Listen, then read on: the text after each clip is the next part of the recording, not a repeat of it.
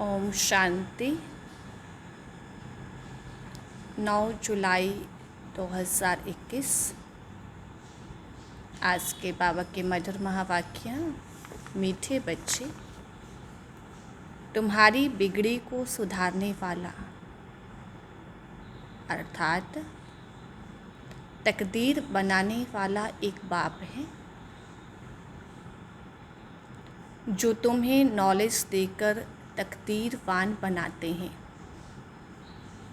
तुम्हारी बिगड़ी को सुधारने वाला अर्थात तकदीर बनाने वाला एक बाप है जो तुम्हें नॉलेज देकर तकदीरवान बनाते हैं। आज का प्रश्न, तुम बच्चों की इस रूहानी भट्टी का एक कायदा कौन सा है? उत्तर है रूहानी भट्टी में अर्थात याद की यात्रा में बैठने वाले को कभी भी इधर उधर के ख्यालात नहीं चलाने हैं। एक बाप को याद करना है। अगर बुद्धि इधर उधर भटकती है तो झुटका खाते रहेंगे, उबासी देंगे। इससे वायुमंडल खराब होता है, अपना ही नुकसान करते हैं। आज का गीत, दिल का सहारा टूट न जाए। ओम शांति। मीठे मीठे रूहानी बच्चों ने गीत के 2 अक्षर सुने। बच्चों को सावधानी मिलती है। इस समय जो भी है सबकी तकदीर बिगड़ी हुई है, सिवाय तुम ब्राह्मणों की। तुम्हारी अब बिगड़ी से सुधर रही है। बाबा कहते हैं, बाप को कहा ही जाता है तकदीर को बनाने वाला। तुम जानते हो शिव बाबा कितना मीठा है। बाबा अक्षर बड़ा मीठा है। बाप से सब आत्माओं को वसा मिलता है। लौकिक बाप से बच्चों को वसा मिलता है, बच्ची को नहीं। यहाँ बच्चा व बच्ची सब वसे के हकदार है। बाप पढ़ाते हैं आत्माओं को अर्थात अपने बच्चों को। आत्मा समझती है हम सब ब्रदर्स है।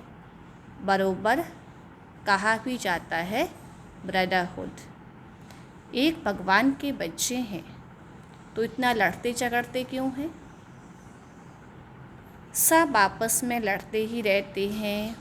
अनेक धर्म हैं, अनेक मत है, और मुख्य बात तो रावण राज्य में लड़ाई चलती ही है क्योंकि विकारों की प्रवेशता है। काम विकार पर कितना लड़ाई झगड़ा होता है। ऐसे बहुत राजाओं ने लड़ाई की है, काम के लिए बहुत लड़ते हैं। बाबा कहते हैं कितने खुश होते हैं। कोई के साथ दिल होती है तो मार भी देते हैं। काम महाशत्रु है। क्रोध वाले को तो क्रोधी ही कहेंगे, लोभ वाले को लोभी कहेंगे। लेकिन जो कामी हैं उनके नाम बहुत खराब रखे हुए हैं। इसलिए कहा जाता है अमृत छोड़ विष काहे को खाए। शास्त्रों में अमृत नाम रख दिया है। दिखाते हैं कि विचार सागर मंथन किया तो अमृत निकला।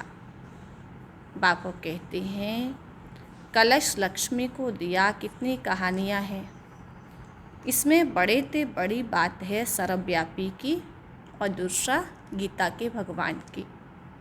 और पतित पावन कौन है? प्रदर्शनी में मुख्य इन्हीं चित्रों पर समझाया जाता है पतित पावन, ज्ञान का सागर और उससे निकली हुई ज्ञान गंगाएं व पानी की नदी व सागर। कितनी अच्छी अच्छी बातें समझाई जाती है। बाबू कहते हैं, बाप बैठ समझाते हैं, मीठे मीठे बच्चों, तुमको किसने पावन बनाया? बिगड़ी को सुधारने वाला कौन है? वह पतित पावन कब आते हैं? यह खेल कैसे बना हुआ है? कोई भी नहीं जानते। बाप को कहा ही जाता है नॉलेजफुल, ब्लिसफुल, पीसफुल। गाया भी जाता है बिगड़ी को बनाने वाला एक। यह तो समझने में आता है बरोबर रावण हमारी बिगाड़ते हैं। यह खेल है हार और जीत का। बाबू कहते हैं, रावण को भी तुम जानते हो, जिसको भारतवासी वर्ष वर्ष जलाते हैं। यह भारत का दुश्मन है, भारत में ही हर वर्ष जलाते हैं। उनसे पूछो कि कब से चलाते आते हो, तो कहेंगे यह तो अनादि चला आता है, जब से सृष्टि शुरू होती है। शास्त्रों में तो जो पढ़ा सो सत सत कहते आते हैं। बाबा कहते हैं, मुख्य भूल यह है जो उन्होंने ईश्वर को सर्वव्यापी कह दिया है। यह क्या है? मुख्य भूल है। बाबा ने कहा, बाप यह नहीं कहते कि यह किसकी भूल है, ये भूल ड्रामा में नोंद है। हार और जीत का खेल है। माया से हारे हार और माया से जीते जीत। माया से कैसे हार खाते हैं यह भी समझाया जाता है। पूरा आधा कल्प रावण राज्य चलता है। बाबा कहते, 1 सेकंड का भी फर्क हो नहीं सकता। राम राज्य की स्थापना और रावण राज्य का विनाश अपने समय पर एक्यूरेट चलते हैं। सत्युग में तो लंका होती ही नहीं है। बाबा कहते, वह तो बुद्ध धर्म का खंड है, पढ़े लिखे की बुद्धि में रहता है। लंदन इस तरफ है, अमेरिका इस तरफ है। पढ़ाई से बुद्धि का ताला खुलता है, रोशनी आती है। इसको ज्ञान का तीसरा नेत्र कहा जाता है। बुढ़िया बहुत बातें तो समझ ना सके, इन्हों को एक मुख्य बात धारण करनी है जो ही अंत में काम आती है। पापा कहती हैं, मनुष्य शास्त्र तो बहुत पढ़ते हैं, पिछाड़ी में फिर भी एक अक्षर कह देते हैं कि राम राम कहो। ऐसे नहीं कहते शास्त्र सुनाओ, वेद सुनाओ। पिछाड़ी में कहेंगे कि राम को याद करो। जो जास्ती समय जिस चिंतन में रहती हैं, बाबा कहते अंत में भी वह ही याद आ जाता है। अभी विनाश तो सबका होना है, तुम जानते हो। सब किसको याद करेंगे? कोई कृष्ण को याद करेंगे, कोई गुरु को याद करेंगे। यहाँ तुमको तो एक ही बात समझाई जाती है कि अपने को आत्मा समझ बाप को याद करते रहो। बस चार्ट रखो कि हम कितना याद करते हैं। जितना याद करेंगे पावन होते जाएंगे। ऐसे नहीं कि गंगा में स्नान करने से कोई पावन होंगे। बाबा कहते हैं नहीं, आत्मा की बात है ना, आत्मा ही पतित और आत्मा ही पावन बनती है। बाबा ने समझाया है, आत्मा एक स्टार बिंदी मिसल है, भ्रिकुटी के बीच में रहती है। कहते हैं आत्मा स्टार अति सूक्ष्म है। तुम बच्चे ही इन बातों को समझ सकते हो, बापू कहते मैं कल्प के संगम युगे आता हूँ। उन्होंने फिर कल्प अक्षर छोड़ युगे युगे अक्षर लिख दिया है। बापू कहते हैं घोर अंधियारा और घोर सोचरे के संगम पर। बाकी युगे युगे आने की तो दरकार ही नहीं है। बापू कहते सीढ़ी उतरते ही आते हैं। जब पूरे 84 जन्म की सीढ़ी उतरते हैं तब बाबा आते हैं। यह ज्ञान सारी दुनिया के लिए। सन्यासी लोग तो कह देते हैं इन्हों के चित्र सब कल्पना है। बापू कहते परंतु कल्पना की तो इसमें कोई बात ही नहीं है। यह सबको समझाया जाता है, नहीं तो मनुष्य को कैसे पता पड़े, इसलिए यह चित्र बनाए गए हैं। बाबा कहते यह प्रदर्शनी देश देशांतर में ढेर होती रहेगी। बाप कहते हैं बहुत भारतवासी बच्चे हैं। है तो सब बच्चे ना, अनेक धर्मों का यह झाड़ है। बाबा बच्चे किसको कहते? आत्माओं को। बाबा आत्माओं का पिता है। बाप बैठ समझाते हैं ये सब काम चिता पर बैठ जल मरे हैं।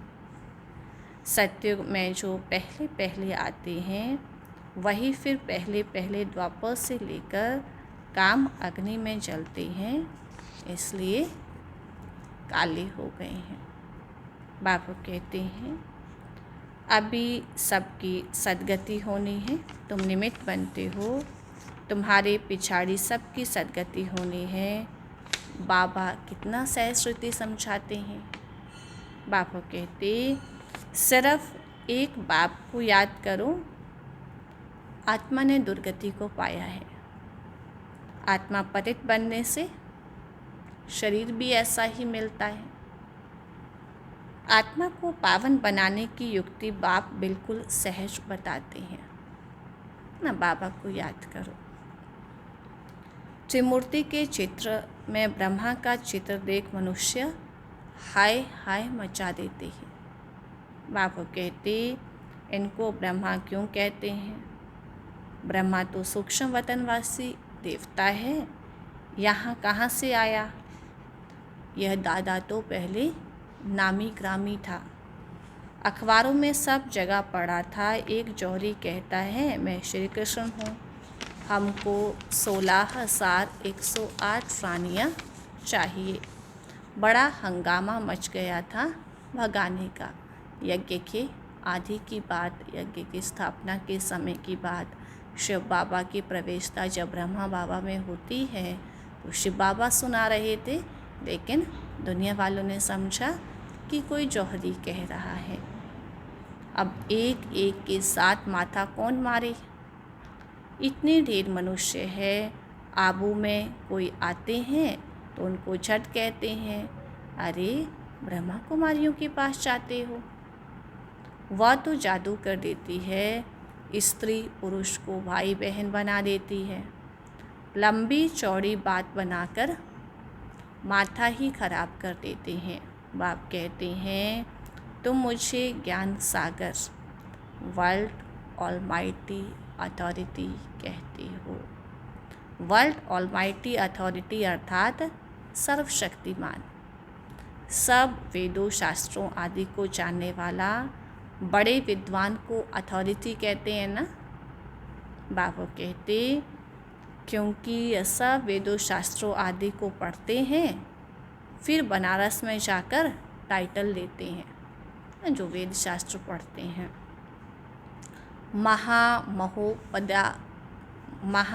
महामहोपाध्याय श्री श्री 108 यह टाइटल्स वहाँ ही मिलते हैं।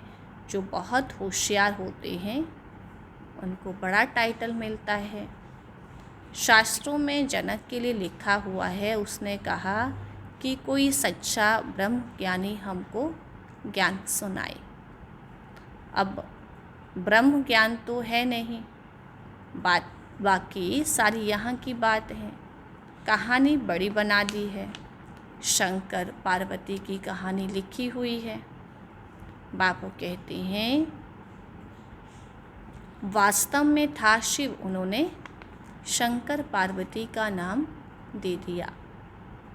भागवत आदि में यह सब इस समय की बात है। फिर कहानी में बताते हैं उनको ख्याल आया कि राजा को जाकर यह ज्ञान दो। बाप भी समझाते हैं कि राजाओं आदि को भी जाकर के ज्ञान दो। तुम ही सूर्यवंशी थे, फिर चंद्रवंशी बने, वैश्यवंशी बने, शूद्रवंशी बने। तुम्हारी राजधानी चट हो गई है, खत्म हो गई है। अब फिर सूर्यवंशी राजधानी का वौसा लेना है तो पुरुषार्थ करो। बाबा समझाते, राजयोग सिखाने वाला बाबा आया हुआ है। फिर आकर बेहद का स्वराज्य लो। राजाओं के पास भी बहुत चिट्ठियाँ जाती है, फिर उनको मिलती थोड़े ही है। बाबा कहते उनके प्राइवेट सेक्रेटरी चिट्ठियाँ देखते हैं, कितनी चिट्ठियाँ तो फेंक देते हैं। कोई में ऐसी ज़रूरी बात होती है तो उनको दिखा देते हैं। कहते हैं अष्टावक्र ने जनक को सेकंड में जीवन मुक्ति का साक्षात्कार कराया। यह भी अब है। अब बाप कितना अच्छी रीति तुमको बैठ समझाते हैं, जो समझने वाली नहीं है। बाबा कहते हैं वह यहाँ वहाँ देखते रहेंगे। बाबा झट समझ जाते हैं, उनकी बुद्धि में कुछ बैठता नहीं है। बाबा चारों तरफ देखते भी हैं, सभी अच्छी तरह सुनते हैं। इनकी बुद्धि कहाँ भटकती रहती है। उबासी देते रहते हैं। ज्ञान बुद्धि में बैठेगा नहीं तो झुटके खाते रहेंगे। बाबा कहते नुकसान हो जाता है। कराची में मैं इन बच्चों की भट्टी थी। कोई झुटका खाता था तो फिर झट बाहर निकाला जाता था। अपने ही बैठते थे ना, बाहर का कोई आता ही नहीं था। शुरू में इन्हों का बड़ा पाठ चला। बाबा कहते लंबी हिस्ट्री है। शुरू में तो बच्चियां बहुत ध्यान में चली जाती थी। बाबा कहते अभी तक भी कहते हैं जादू है। परम पिता परमात्मा को जादूगर कहते हैं ना। बाबा कहते शिव बाबा देखते हैं इनका बहुत प्रेम है, तो देखने से ही झट ध्यान में चले जाते हैं। बैकुंठ तो भारतवासियों को बहुत प्यारा है ना। कोई मरता है तो कहते हैं बैकुंठवासी हुआ, स्वर्गवासी हुआ। बाबा कहते सभी है तो नरक में ही, सब नरकवासी है, तभी तो कहते हैं कि फलाना स्वर्गवासी हुआ। परंतु स्वर्ग में कोई जाता नहीं है। अभी सिर्फ तुम जानते हो कि हम स्वर्गवासी थे, इसलिए अच्छा बोलते हैं कि स्वर्गवासी हुआ। फिर 84 जन्म ले नरकवासी बन गए। अब फिर बाबा स्वर्गवासी बना रहे हैं। स्वर्ग में है राजधानी, राजधानी में बहुत पद है। पुरुषार्थ कर नर से नारायण बनना है। तुम जानते हो ये मम्मा बाबा भविष्य में लक्ष्मी नारायण बनते हैं। अभी पुरुषार्थ कर रहे हैं, इसलिए कहा जाता है फॉलो मदर फादर। बाबा कहते हैं जैसे यह पुरुषार्थ करते हैं तुम भी करो।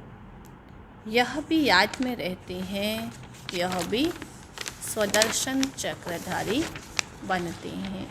बाबा कहते तुम बाप को याद करो और दूसरा वौसे को याद करो, बस त्रिकालदर्शी बनो। तुमको इस सारे चक्र का ज्ञान है, इसमें तत्पर रहो। बाबा कहते हैं औरों को भी समझाते रहो। इस सर्विस में ही लगे रहेंगे तो और कोई धंधा आदि याद नहीं पड़ेगा। अच्छा, मीठे मीठे से लदे बच्चों प्रति माता पिता बाप दादा का याद प्यार और गुड मॉर्निंग। रूहानी बाप की रूहानी बच्चों को नमस्ते, रूहानी बच्चों की रूहानी बाप को नमस्ते, गुड मॉर्निंग, शुक्रिया बाबा। धारणा के लिए मुख्य सार है। पहली पॉइंट, सतयुग में ऊंच पद पाने के लिए माता पिता को पूरा फॉलो करना है,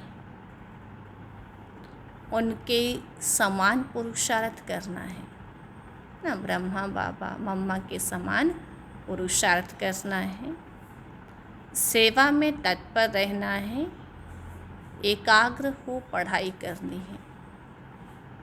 सेकंड है, याद का सच्चा चार्ट रखना है, अपने को आत्मा समझ बाबा को याद करना है, देह व देहधारियों को याद नहीं करना है। आज बाबा ने वरदान दिया, सदा साथीपन की स्मृति और साक्षी स्तेज का अनुभव करने वाले शिवमयी शक्ति स्वरूप कंबाइंड भव। सदा साथीपन की स्मृति और साक्षी स्तेज का अनुभव करने वाले शिवमयी शक्ति स्वरूप कंबाइंड भव। जैसे आत्मा और शरीर दोनों का साथ है। बहुत सुंदर एग्जाम्पल बाबा ने दिया। जैसे आत्मा और शरीर दोनों का साथ है, जब तक इस सृष्टि पर पाठ है तब तक अलग नहीं हो सकते, ऐसे ही शिव और शक्ति दोनों का इतना ही गहरा संबंध है। जो सदा शिवमयी शक्ति स्वरूप में स्थित होकर रहते हैं, तो उनकी लगन में माया विघ्न डाल नहीं सकते। वे सदा साथीपन का और साक्षी स्टेज का अनुभव करते हैं। ऐसा अनुभव होता है जैसे साकार में साथ हो। ऐसे अनुभव होता है जैसे साकार में साथ हो। स्लोगन, निर्विघ्न और एकरस स्थिति का अनुभव करने के लिए एकाग्रता का अभ्यास बढ़ाओ। निर्विघ्न और एकरस स्थिति का अनुभव करने के लिए एकाग्रता का अभ्यास बढ़ाओ। आज की वाणी का सार था, मीठे बच्चे, तुम्हारी बिगड़ी को सुधारने वाला अर्थात तकदीर बनाने वाला एक बाप है, जो तुम्हें नॉलेज देकर तकदीरवान बनाते हैं ना। तो बाबा ने जो यह नॉलेज दी है, इस नॉलेज को विचार सागर मंथन करके हमको अपना बनाना है ना। फिर उसके बाद नॉलेज को धारण कर उसका स्वरूप बनना है। बाबा ने आज मुख्य रूप से याद की यात्रा के लिए अपने को आत्मा समझ एक बाबा को याद करना है, और बाबा ने कहा सेवा भी करनी है ना। और बाबा ने आज कंबाइंड भव का वरदान तो दिया ही, तो बाबा ने उदाहरण भी बहुत सुंदर दिया आत्मा और शरीर का। ऐसे ही शिव और शक्ति सदा कंबाइंड स्वरूप का अनुभव करते रहे हैं। तो आज का सोमान, मैं शिव शक्ति कंबाइंड स्वरूप हूँ। मैं शिव शक्ति कंबाइंड स्वरूप हूँ। आज की अव्यक्त इशारे की पॉइंट 9 नंबर, अब लगन की अग्नि को ज्वाला रूप बनाओ। पावरफुल मन की निशानी है, सेकंड में जहाँ चाहे वहाँ पहुँच जाए। पावरफुल मन को जब उड़ना आ गया, प्रैक्टिस हो गई, तो सेकंड में जहाँ चाहे वहाँ पहुँच सकता है। अभी अभी साकार वतन में, अभी अभी परम धाम में सेकंड की रफ्तार है। अब इसी अभ्यास को बढ़ाओ। तो क्या ड्रिल करेंगे आज दिन में? अभी अभी सेकंड में, परम धाम में, बीज रूप स्थिति में, तो साकार में आत्मा स्वराज्य अधिकारीपन कर्म कराती हुई, है ना, फिर परम धाम में। तो ये बार बार इस शरीर से न्यारा होने का अभ्यास आज करेंगे, परम धाम की बीज रूप स्थिति का अनुभव करेंगे। ओम शांति।